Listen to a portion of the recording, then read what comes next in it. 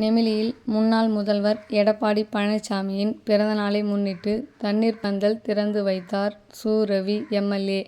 ராணிப்பேட்டை மாவட்டம் நெமிலி பேருந்து நிலையம் மற்றும் வேட்டங்குளம் கிராமத்தில் முன்னாள் முதல்வரும் அ. தி. மு. க. பொதுச் செயலாளருமான எடப்பாடி பழனிசாமி அவர்களின் 70வது பிறந்தநாளை முன்னிட்டு தண்ணீர் பந்தல் திறப்பு விழா மற்றும் பிறந்தநாள் விழா நெமிலி நகர செயலாளர் செல்வம் தலைமையில் நெமிலி நகர பொருளாளர் நவநீத கிருஷ்ணன் முன்னிலையில் நடைபெற்றது. இதில் சிறப்பு அழைப்பாளராக ராணிப்பேட்டை மாவட்ட அ. தி. மு. க. செயலாளரும் அரக்கோணம் சட்டமன்ற உறுப்பினருமான சு. ரவி எம். எல். ஏ. கலந்து கொண்டு பொதுமக்களுக்கு இளநீர், நீர்மோர், பழச்சாறு மற்றும் இனிப்புகள் வழங்கி பிறந்தநாள் விழா கொண்டாடினார்.